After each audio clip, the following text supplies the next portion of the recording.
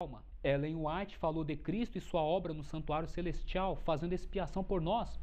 Enquanto Ele está purificando o santuário celestial, disse ela, deveríamos purificar nossos próprios santuários da alma, entrando no santuário celestial com Ele, confessando nossos pecados e apegando-nos a seu braço pela fé. História do Adventismo, página 252.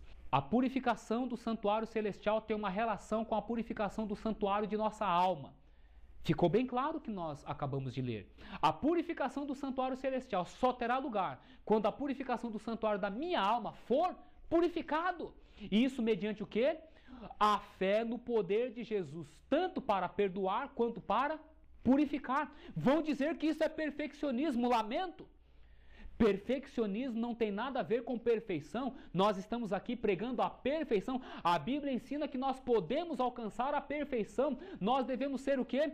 Perfeitos, sermos perfeitamente semelhantes a Jesus. A Bíblia ensina isso. Agora, perfeccionismo é uma deturpação que aplicaram a essa mensagem a fim de desviar as pessoas o quê? Da palavra de Deus, de um assim diz o Senhor. Não estamos defendendo perfeccionismo, estamos defendendo perfeição. Nós podemos vencer como Jesus venceu. Amém? Conclusão. Nas igrejas adventistas do sétimo dia, deverá haver admirável manifestação do poder de Deus, mas ela não influirá sobre os que não se têm humilhado diante do Senhor, abrindo a porta do coração pela confissão e arrependimento. Na manifestação desse poder que ilumina a terra com a glória de Deus, eles só verão alguma coisa que em sua cegueira consideram perigosa, alguma coisa que despertará os seus receios e se disporão a resistir-lhe. Visto que o Senhor não age de acordo com as suas ideias e expectativas, eles combaterão a obra. Por quê? Dizem eles, não reconheceríamos o Espírito de Deus se temos estado na obra por tantos anos? Eventos finais, página 180. Nós temos aqui uma profecia com respeito à igreja adventista do sétimo dia, dizendo que na manifestação desse poder que desce do céu e ilumina a terra com a sua glória, vem nos dizendo que o quê? Que essa mensagem seria considerada perigosa. Quem é este poder que desce do céu e ilumina a terra com a sua glória? O anjo de Apocalipse 18, a terceira mensagem angelical, mensagem da justificação pela fé. E o interessante é que o quê? Na cegueira, estes homens iam considerar esta mensagem perigosa, alguma coisa que ia despertar os seus receios e se disporiam a resistir. Será que esta profecia está se cumprindo diante dos nossos olhos? Está literalmente, gente. Porque aqui vem nos dizendo que eles combateriam a obra. E estão combatendo, não estão mais publicando os livros de Wagner e Jones, mudaram a doutrina com respeito à humanidade de Cristo, com respeito à justificação pela fé, com respeito à vitória sobre o pecado, com respeito à questão do ministério intercessório de Cristo no santuário celestial. E hoje estão perseguindo, expulsando, oprimindo os irmãos que estão o quê? Sendo fiéis a esta mensagem. O texto vai nos dizer, porque, dizem eles, não reconheceríamos o Espírito de Deus se temos estado na obra por tantos anos. Na cegueira eles iriam dizer, nós estamos na obra há muitos anos, nós somos os líderes, nós somos os ministros, nós sabemos da mensagem. Mas o que? Na verdade estariam na cegueira, ao ponto de dizerem, ora, por que nós não iríamos reconhecer essa mensagem se nós estamos na obra por tantos anos? Mas o fato é que o quê? Que eles estariam em cegueira, não discerniriam a luz e o quê? E a chamá-la de falsa luz. Ou seja, meus queridos, no livro Eventos Finais, na página 180, nós temos o cumprimento de uma profecia que está ocorrendo nos nossos próprios dias, ou seja, diante dos nossos olhos. Está você atento a isso que está ocorrendo?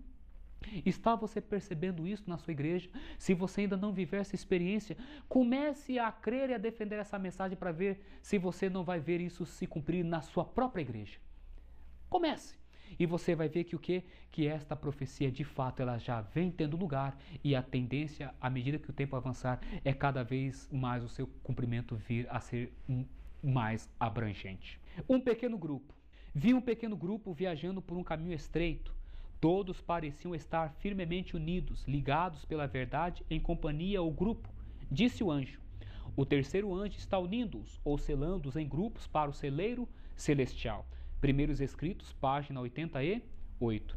De fato, o que é o remanescente? O remanescente é uma sobra no meio de uma grande apostasia. E a mensageira do Senhor viu em visão um pequeno grupo que estava viajando por um caminho estreito. E o interessante, eles estavam firmemente unidos, ligados pela verdade, em companhia ou grupo. E o anjo disse o quê? O terceiro anjo, ou seja, a mensagem da justificação pela fé, a verdadeira mensagem sobre a justiça de Cristo, está unindo-os ou selando-os em grupos para o celeiro celestial. É por isso que muitos dos irmãos que estão sendo expulsos de suas respectivas igrejas estão se reunindo em grupos, ou em casas, ou em lugares afastados, em meio à natureza, porque a profecia tem que se cumprir. Enquanto uma parte cumpre-se dentro da igreja, o resultado, a consequência, mostra-se cumprindo agora fora da igreja. O terceiro anjo está unindo-os em grupos, ou o terceiro anjo está unindo ou selando-os em grupos. Por isso que a mensagem com respeito aos pequenos grupos já estão tendo lugar no nosso meio, porque muitos grupos estão surgindo como resultado da compreensão da verdadeira mensagem com respeito à justificação pela fé, constituindo-se na verdade presente, sustentada pelos pioneiros e agora então sendo mantida pelo remanescente fiel. A estabelecida fé viu um grupo que permanecia bem guardado e firme, não dando atenção aos que faziam vacilar a estabelecida fé da comunidade. Deus olhava para eles com aprovação. Foram-me mostrados 3 degraus. A primeira, a segunda e a terceira mensagens angélicas. Disse meu anjo assistente: ai de quem mover um bloco ou mexer num alfinete dessas mensagens. Primeiros Escritos, página 258.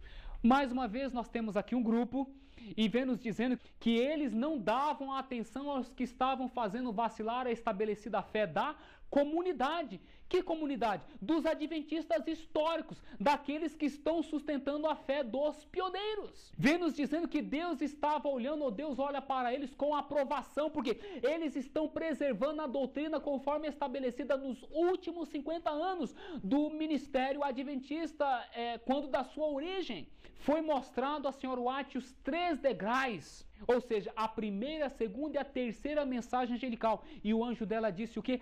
Ai de quem mexer num bloco ou num alfinete com respeito a essas mensagens. Será que andaram mexendo?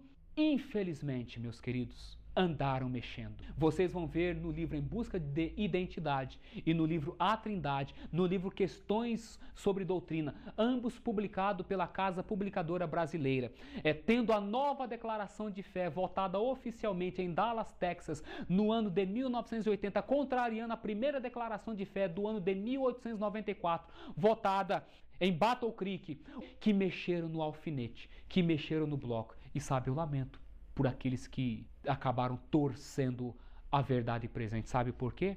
Porque foi um anjo quem declarou isso. E se o anjo declarou isso, ele agiu como porta-voz de Deus em Cristo Jesus. Mas existe um grupo de pessoas que não está dando atenção àqueles que estão fazendo vacilar a estabelecida fé da comunidade. Com muita luta, com muita dificuldade, com muita persistência, mas eles estão preservando a fé pura, conforme nos legada pelos pais. Amém? Nada a recear, a menos que nada temos a recear quanto ao futuro, a menos que esqueçamos a maneira em que o Senhor nos tem guiado e os ensinos que nos ministrou no passado. Mensagens Escolhidas, volume 3, página 172.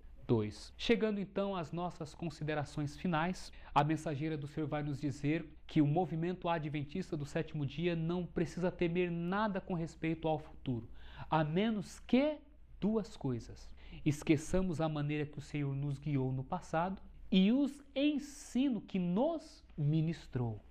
Então, meu amigo, minha amiga, meu irmão, minha irmã, eu quero te dizer o seguinte: a terceira mensagem angelical é uma mensagem que deve ser proclamada pelo povo adventista do 7º dia, em sua pureza.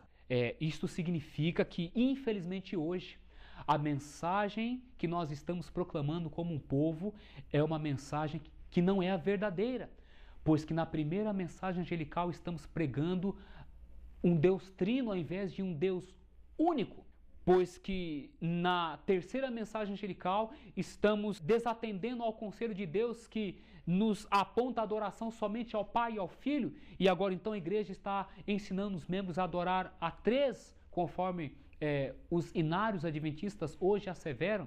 Não está se mais pregando que podemos vencer o pecado como Cristo venceu, porque estão se dizendo que Cristo foi tentado de uma forma diferente que a mim e a ti. A mensagem da justificação pela fé está sendo distorcida e, consequentemente, a doutrina do santuário celestial está sendo lançado por terra.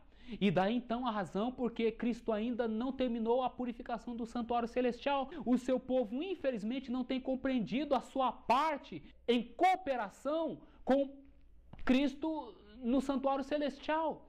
Então vocês começam a entender que o que de fato nós agora passamos a ter com que se preocupar, sim, porque infelizmente nos esquecemos dos ensinos que foram ministrados no passado. Deus enviou esta preciosa mensagem em 1888. Esta mensagem é enviada através dos pastores Wagner e Jones, mas uma vez que começa-se a esquecer os pastores Wagner e Jones com sua mensagem, a deixar-se de lado esta preciosa mensagem, esquecemos ou não dos ensinos passados? É claro que esquecemos. Mas esta mensagem, ela visa chegar até você e fazer com que você passe a entender que Deus tem uma mensagem preciosa a você, que Deus tem uma mensagem preciosa à sua igreja. Corporativamente falando, esta mensagem não vai vir mais à igreja de Deus.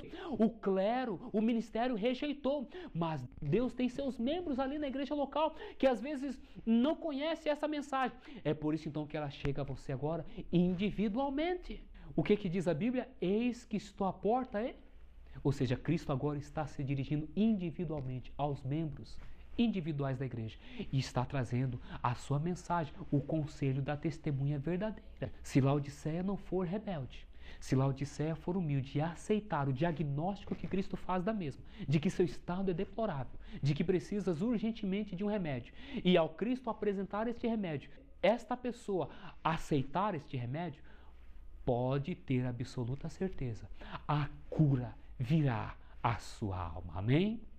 Deseja ser curado? Deseja sair deste torpor laodiceano? Desejas receber a justiça de Cristo que se manifesta na obediência a todos os mandamentos de Deus?